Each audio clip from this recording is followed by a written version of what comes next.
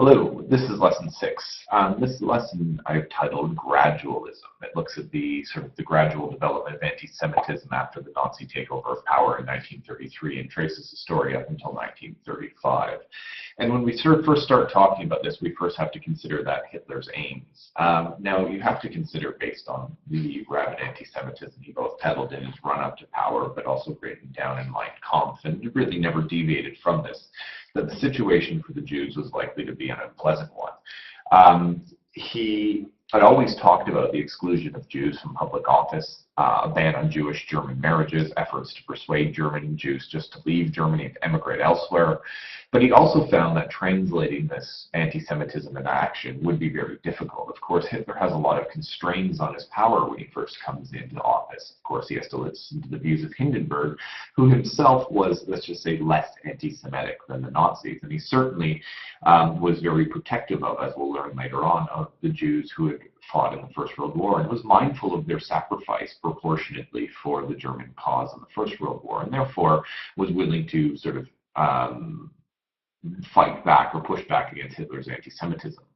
Hitler also realized it was better for the economic and international stability of Germany, which was in a difficult state in 1933, having taken it over at really the height of the crisis economically in Germany, that it's probably not necessarily good to rock the boat, both on the international scene, but also within Germany, because the Jews play a fundamental part of the German economy. So he had to really play down his extreme anti-Semitism. And he also knew that harsh measures against the Jews could lead to international backlash. And this could have some pretty important foreign policy consequences. Hitler's whole part of his stated goal was to reverse the Treaty of Versailles, but you're not going to make friends with the influential power brokers of the world, not the least of which the Americans and the British, if you play up your rabid anti-Semitism. So Hitler does not come out guns blazing, if you will, in terms of his Jewish policy. However, what is very important to note that he did determine the main strands of anti-Jewish policy throughout this time, 1933 to 39, and nothing is done that's not completely in line with Hitler's wishes, the timing of which, of course, is sensitive. Now, the situation for German Jews in 1933 is this. There's just a little over 500,000 of them, which make up about 0.76 of the population in percentage. Most of these people are urban. Most are reasonably prosperous. Many hold professional posts. Jews account for 16% of German lawyers, 10% of German doctors, 5% of Germany's newspaper editors. But interestingly enough, mostly due to basically a lack of a relatively low birth rate. That's generally something assumed with the affluence of the population. The more affluent you are, your birth rate goes down. But the sort of relative number of Jews in Germany had been decreasing pretty steadily since 1890. Now, what really happens that spurs on anti-Jewish policy is actually less to do with the top-down, but a revolution from below. With the Nazis in power, you've got to remember that there are lots of radical elements, and of course the SA isn't purged until the Night of the Long Knives in 1934, and these people who had really come to the fore and helped the Nazis gain power through terrorizing their opponents on the street, were now, with the Nazis in power, effectively free to terrorize the Jewish population. In 1933 alone, as many as 43 Jews were beaten to death, synagogues were burned down, and property was destroyed. And then, of course, the Nazi leadership will play down this violence as a work of popular anger, and famously Goebbels will call it a smear campaign by the evils of international Jewry. Now, Hitler, though, did have to, because of the aforementioned reasons, appeal for the violence to end. He really did fear the ramifications of it getting out of hand. What he did need to do, though, in order to appease the people within his own party who were calling for him to take a harder line, was channel this anger and channel this violence in a different way.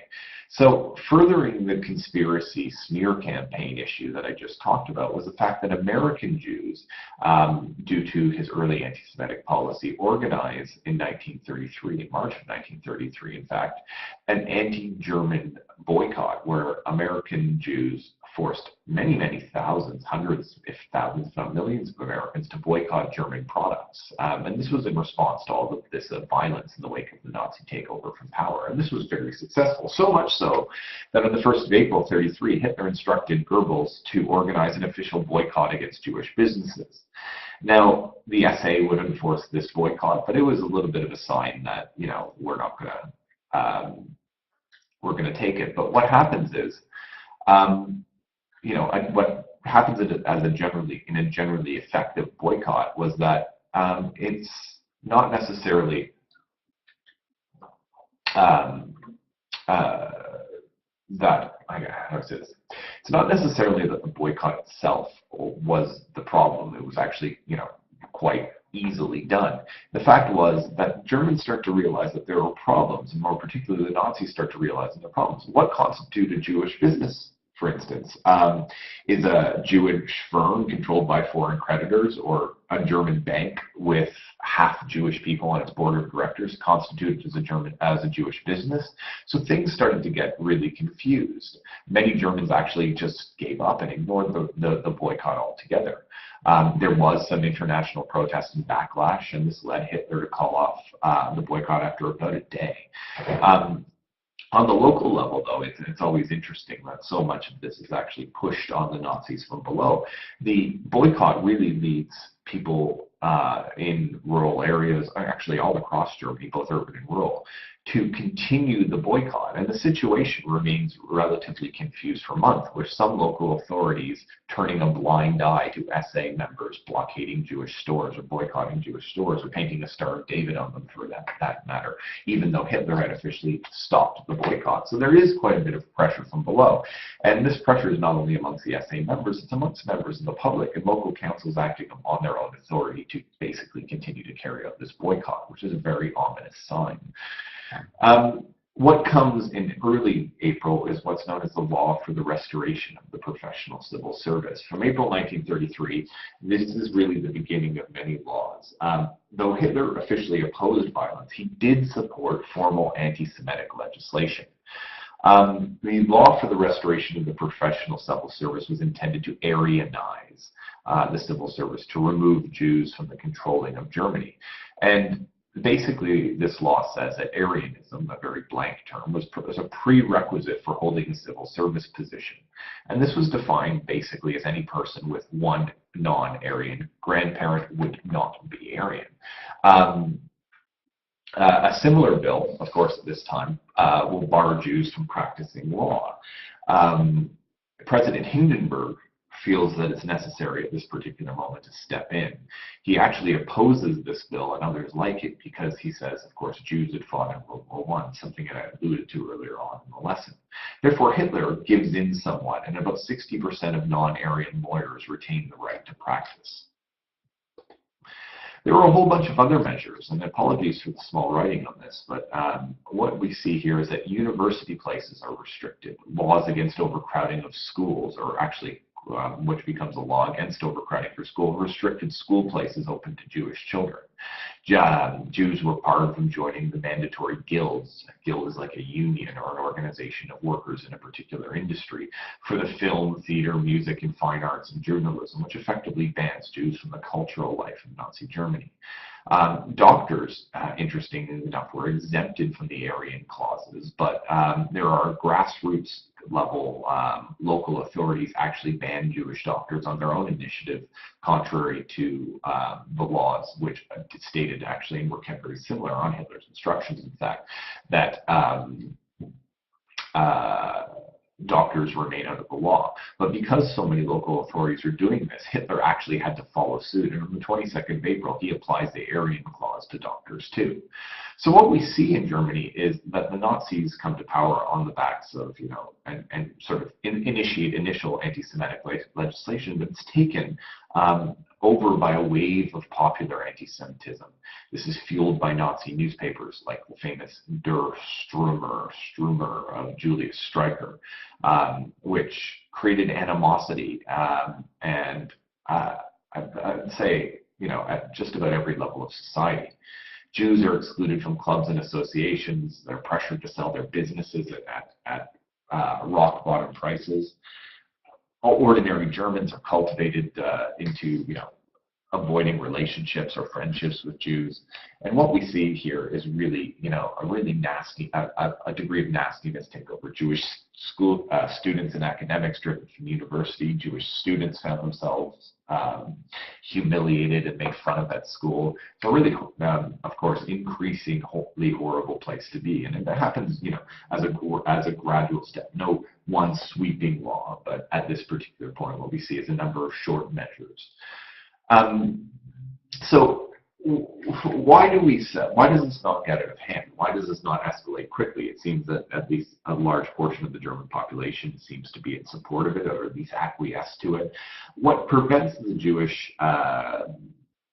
situation from becoming really out of hand were a number of things. And I think the first most important thing you need to understand is that the action of below was really limited by the Minister of Economics, a man named Hjalmar Schacht.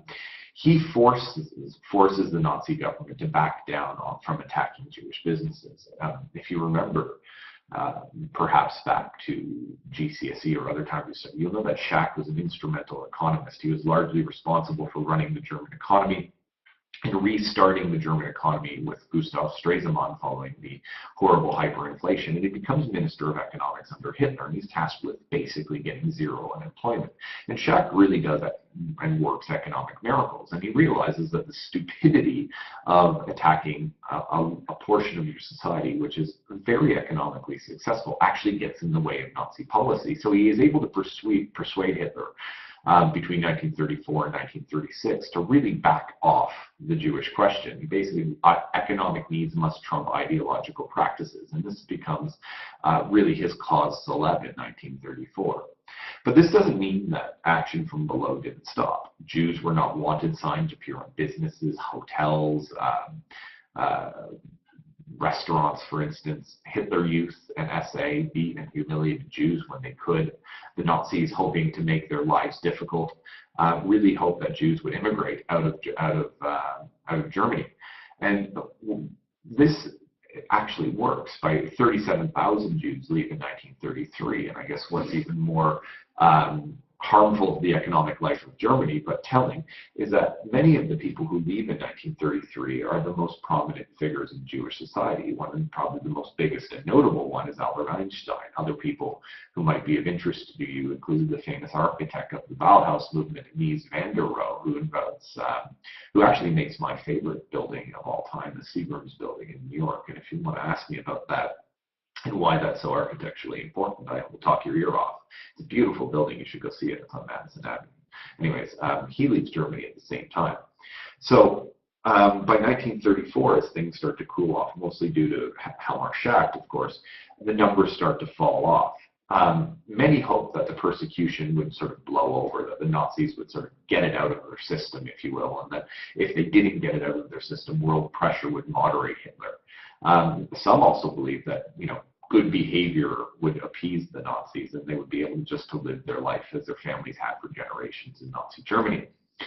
There's another interesting argument, and this is something that was picked up very unfortunately and incorrectly by some labor politicians not long back, the idea that the Nazis supported Zionism. And what is true about this is the Nazi agencies at this time begin to encourage Jews to see themselves as having a separate identity, and therefore they start to encourage within the Jewish populations of Germany a sense of Zionism.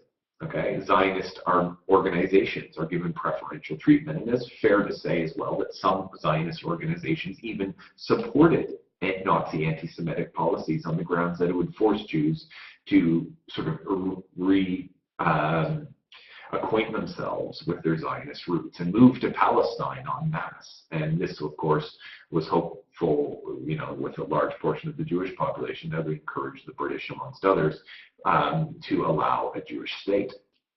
Now, Britain does resist large-scale immigration, mostly because of the opposition of the majority Palestinians in the area. The British, in the 1930s, are mostly concerned with rather than maintaining peace in the Middle East. They had in the early 1920s, if you remember, some issues with Turkey after the Treaty of Severus, which ended up in the renegotiation of the Treaty of Lausanne, and necessarily the issues stemming from the Balfour Declaration, amongst other things, had not really been settled in the Middle East, and the sort of the nature of the British mandate in Palestine was tenuous. So an influx of immigration creating further tension in that region wasn't something the British authorities want.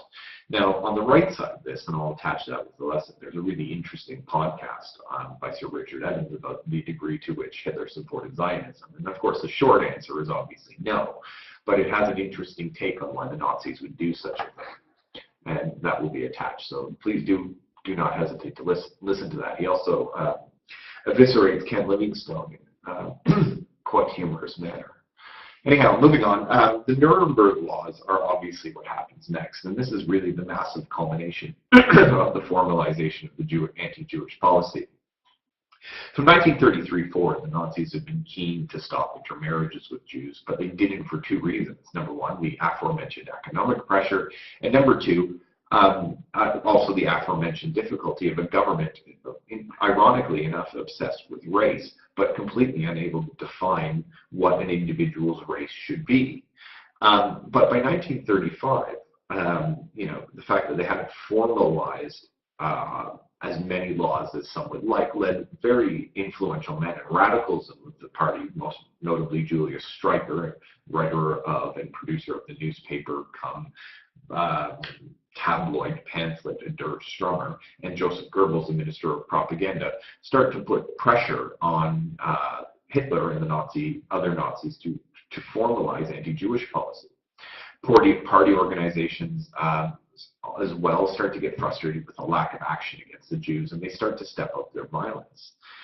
Hitler, though sympathetic to all of this, of course, tries to distance himself from these grassroots violence movements because he's, of course, trying to remain a little bit respectable, and I guess certainly at this time still has to worry about the conservative elites and the economy. He's also worried about the impact of German trade, so he orders it to slow down. But in 1935, Minister of the Interior, Frick, orders registers to stop performing racially mixed marriages. He actually says this on the grounds that legislation will be introduced in the future, but no, the legislation is.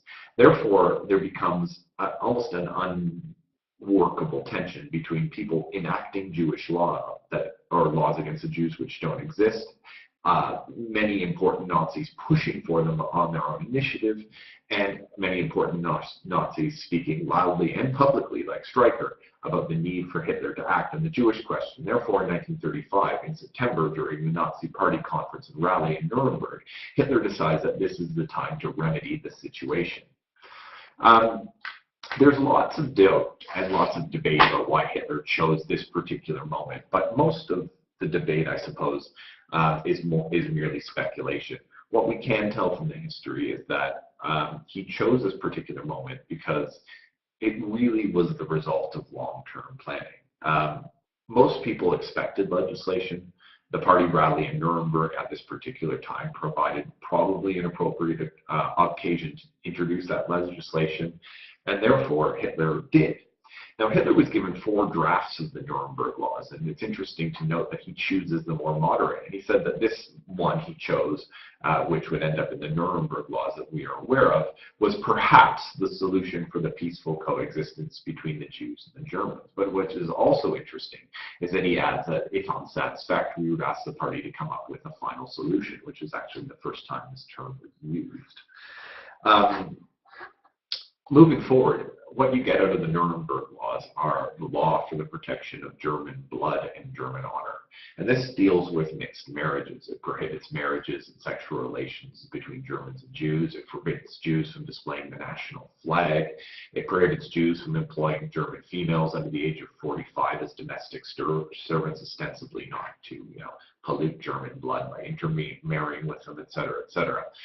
You can see that many of this is played off of the horrendous propaganda that's put out there and sort of made official, even though there wasn't an issue at all. Anyways, but you get this sort of sense that the law is mirroring a lot of the nonsense that was thrown out there in the propaganda. Of course, the Nuremberg law, and this law in particular, was seen as terrible outside Germany, but it's also important to note that in Germany it wasn't regarded as particularly bad. Mixed marriages, as we've known, had already been practically banned, and in practice the Minister of the Interior had stopped people from doing them. And what this law didn't do was dissolve existing marriages, which for many people in a mixed Jewish-Christian relationship thought was incredibly lenient under the circumstances that were in Nazi Germany. So I suppose the relative circumstances, because things are horrible, but at least they could have been worse, I suppose. You also get the right citizenship law. This will distinguish between citizens and subjects. Germans were to be full-fledged citizens with full rights and privileges. A German, of course, is a person with pure Aryan blood. Non-Germans would be subjects, and they would enjoy protection but no political rights. And of course, Jews who fit into the category of non-Germans are initially pretty relieved at this. It didn't really remove rights that they already hadn't been removed. Jews didn't vote. No one voted. It was a dictatorship. The sort of political rights of Jews had been limited by several decrees already, and therefore they weren't necessarily massively put off by this. But what becomes very dangerous about the Reich citizenship laws, you need to note this down, is that it was incredibly vague. And because it was so vague, within the Reich citizenship laws, the Reich or Hitler or his subordinates to whom he entrusted these things could issue decrees to strip away more and more rights of the Jewish people, which they would do in large numbers after 1936. You also get what's known as the first supplementary decree on the right citizenship laws. And the defining of this takes a step further. So after the Nuremberg laws, of course, this was they were the symbol of exclusion of Jews from the national community. But the Nazis had never really been able to define who was Jewish, and thus who these laws applied to whatsoever. And this is a massive problem. So they discussed it, and racial and legal experts met in the weeks after September 1935. Hitler doesn't involve himself in this torturous debate at all. In fact, he avoids taking sides, and his evasive tactics really work. In the end, what we see is party and ministry experts meeting, basically managing to reach a compromise by November 1935, which is the first supplementary decree on the right citizenship law. And what this says is a full Jew is defined as someone who had 3 Jewish grandparents, or someone who had 2 Jewish grandparents and married to a Jew.